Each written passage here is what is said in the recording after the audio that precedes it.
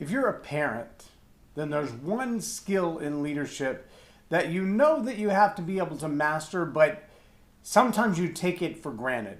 Sometimes you presume based on proximity or based on opportunity that the open lines of communication will always be there.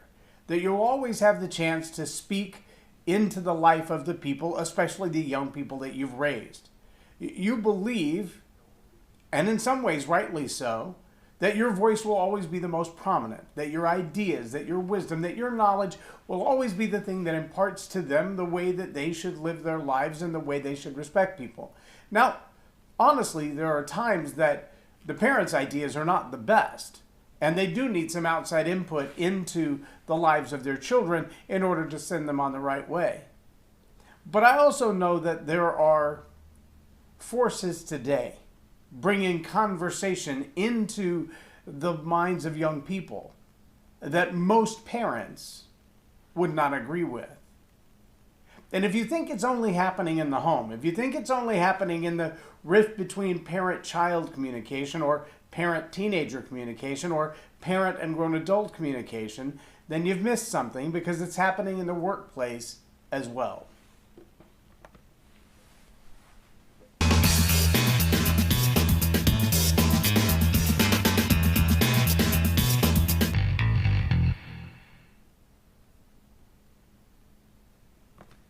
I'm J Loren Norris with Leading Leaders Podcast. And one of the things that I focus on as a leadership coach, as a speaker, is the idea of communication skills. In fact, one of the upcoming events that we'll be talking about is what it means for us as communicators, as parents, as teachers, as supervisors, as managers, as organizational leaders, is we have a challenge that we all like to communicate in long form. Our answers are more like trying to read a Harry Potter novel, or Gone with the Wind, or Crime and Punishment. When young people today have been taught to communicate in a Twitter, TikTok, Snapchat kind of world. Right? You watch them, they sit around in groups, and you see this big laugh, and everybody laughs at one time, and you go, oh, let me see the joke. Show me what you have. Can't, it's gone, it's Snapchat. So there's a form of communication that's influencing this generation in a way that not only can you not counter it, you don't even get to know what it is. You don't get to know what the communication is. You don't get to know what the conversation is. You don't get to know what the point is. In fact, you're left out completely of the conversation, and chances are what's being taught, told, transferred, transformed in their life is something you wouldn't approve of. Now, we always knew growing up, the previous generation, that if mom asked us that question, well, if all your friends decided to jump off the cliff, would you jump as well? That the answer to that was supposed to be no, I wouldn't. And the influence of the parents to say, no, you're not going, well, that was a strong influence. And it held a lot of merit. It held a lot of weight. If mom and dad said no, pretty much the discussion was over. But these days, that's not the case. Teenagers have always been rebellious. That's what they're supposed to do. To an extent, they're supposed to be able to push against the boundaries of their life until they find that opportunity to become independently themselves, to identify themselves, to figure out what it is that they're meant for in this world. What is my purpose? How will I live it out? What kind of education do I need to have to do that? And we get the same with employees. When we bring a new person on board, they come with a certain skill set. They come with a certain ability or level of ability and aptitude and education. And then we put them in the role that we've hired them for, and chances are they're going to, if they're forward-moving people, outgrow that role. Well, it's not our job to keep them pinned into that role. As leaders, our job is to develop them, to add value to them, to encourage them, and empower them to move on to the next thing. That's what we're supposed to do as leaders. And just like our teenagers are supposed to grow up and become responsible adults and have their own views, their own opinions, and their own ideas, we still like to think that we've earned the right to speak into those ideas, those views, and those opinions as they move on. Just like we would hope with an employee that as they grow into the next role, as they, whether it's to move on from the company or move up in the company, We hope that we will always have some kind of relationship with them. The key to both of those relationships, both with our teenagers becoming young adults and with our employees moving on to the next level, the key to maintaining that relationship is to keep open lines of communication. Often those open lines of communication are challenged by at least one of two things. A lack of respect. They feel like every time you have a Harry Potter answer for their TikTok question, you're trying to force an opinion on them that they don't want. You've got to learn to present ideas in a short form way and present those ideas in a way that other people take ownership of them and believe and feel like, because it's true, that they own the idea. Maybe you do that through asking a few quick questions.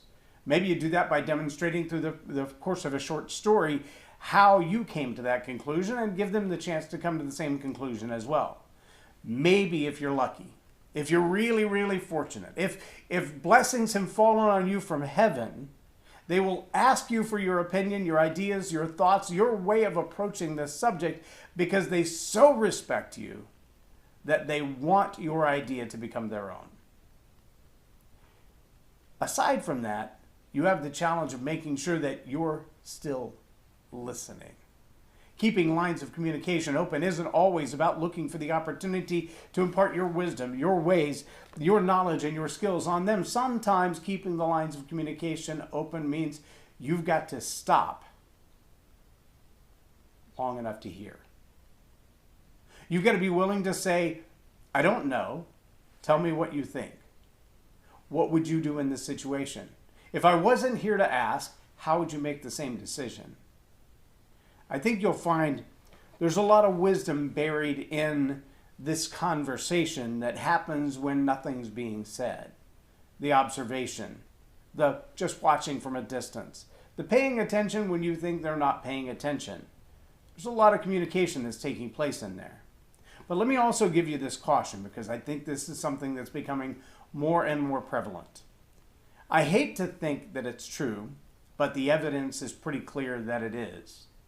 There are those in this world who have a rotten intention, a bad idea, a designed methodology for separating the last generation from the current generation.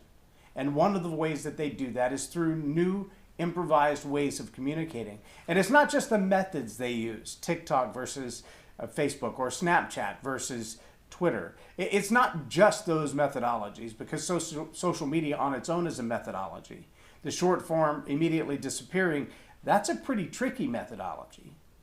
But for decades, for generations, as long as I can recall, there have been conversations around the school playground, conversations with teachers, conversations with books that show up in the library that can't go home. Mom and dad can't read them. They stay in the library. Sometimes they come in the form of a question on a test, like the Iowa Basic Skills Test that mom and dad don't get to read.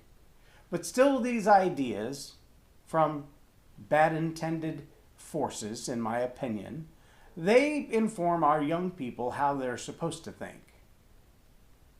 See, one of the ways that cult leaders, abusive spouses, abusive boyfriends, girlfriends, however you want to label them, have been successful in drawing in their victims, the first step is to isolate.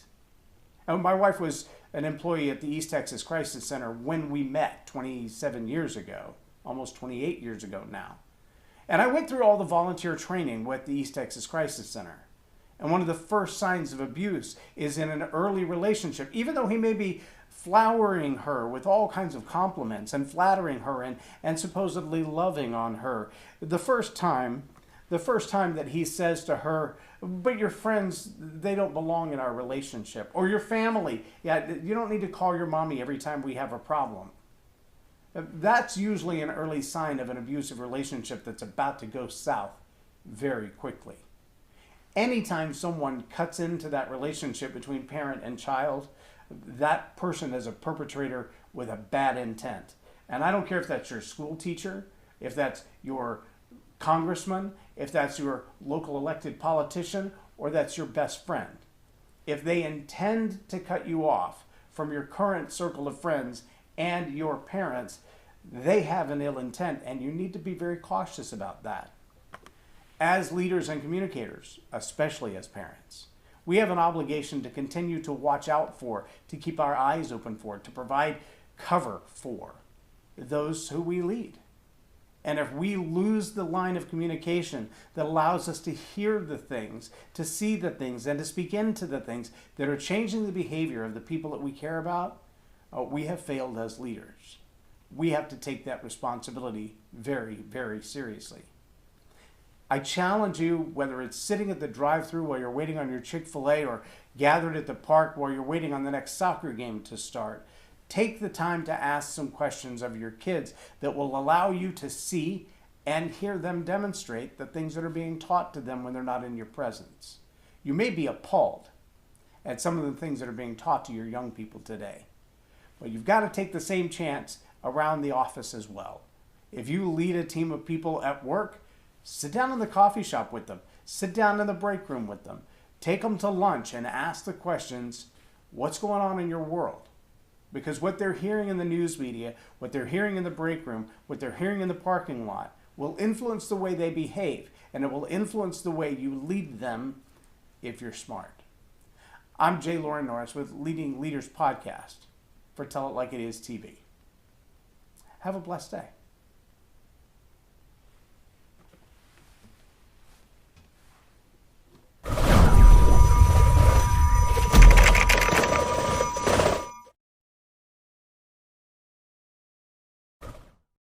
Subscribe now for our extensive video library of leadership lessons promoting faith, family, and freedom.